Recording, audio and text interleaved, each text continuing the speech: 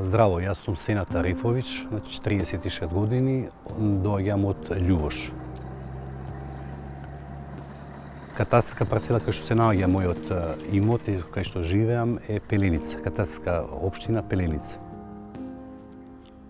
Овде ние игравме. Овој дел го поминавме нашето детство. На почетокот овде, до патот, самиот пат, беше складиран отпад од стаклара и од разни други индустријски капацитети тогаш што работеа во Скопје.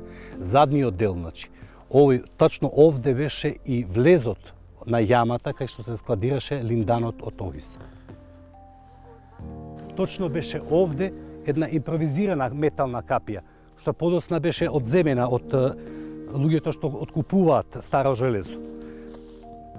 Овде се влагаше, по овој пат овде се влагаше и се влагаше директно доле во таа јама. Мирисаше, пример, летно време, повише имаше изразена таква јака миризба. Зимно време, пример, таа дупка ќе се наполнеше со вода. Од дождови, од што се седеше водата, од самата депонија, од згора, од овакво. И зимно време, таа ќе се замрзнеше. Ќе се замрзнеше со дебел слој на лед. Ние се лизгавме на таа вода, во таа јама кај што беше складиран линданот. Се лизгавме цело зимо, доаѓавме, како деца се изигрававме тука хокеј на лед или такви игри. Игравме на тој лед. Тоа негде моguće беше до 95-6 година отворено, комплет отворено беше таа јама. Никогаш таа јама не беше затворена. Обична дупка и тоа беа растурени тие буриња. Внатре во? Да, растурени беше.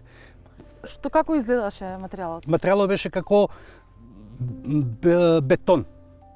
Фактички како бетон, само во бела боја, чисто бела боја.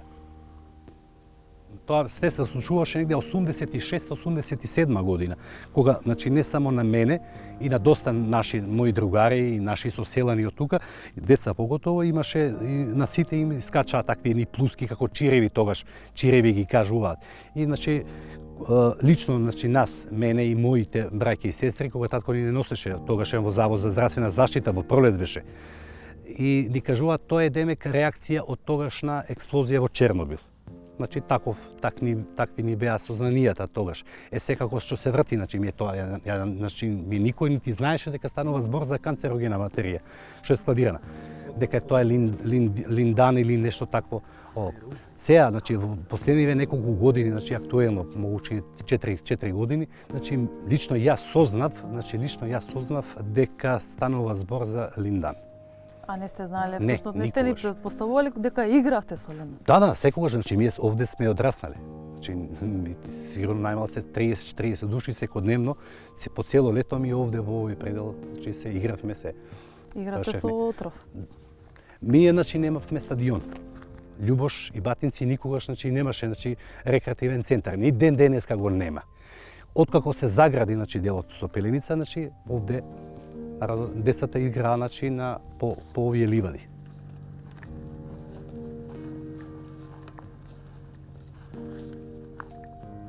Метал околу бурињата, тоа беше како калуп во форма на буре. Бурињата, ако биле метални, се извадени. Народ ги зимаше тој плек, тој лим од бурињата. Зошто? Луѓето кои правеа такви тие ќумбиња од ромското малок што е пред селото, тие доаѓаат овде, го зимаат тој плех, правеа ќумбиња, сачеви, такви работи. Тоа знам, лично јас сум ги сретнал многу пати што го вадеа тој лим фактички од тој материјал. Таа што е генерација поготово, ти кажувам, од 80-та, од 76-та, како што кажува дека е почнато да се складира на овој терен линданот, го кажувам ова заради тоа што ние во Љубош е добиена градска вода 2000-та година со донација од Тајван. Од 2000-та година народот прекинат со пиње на таа бунарска вода. Сите извори што беа, што народот имаше бунари во Љубош, сите потекнуваат од оваа страна не од другата страна на Ќупријан. Значи, преку другата страна е река, Маркова река. Населението што е во Љубош, значи, точно ја зима водата од оваа страна на Пеленица, не од другата страна на Ќуприја.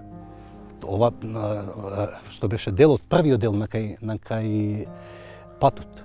Тоа беа купишта, значи, како ридови, све отпад, од стаклара. И се, значи, кога е рамнато, кога е попонумана дупката, од таму е фаќано, значи, фрлано навон.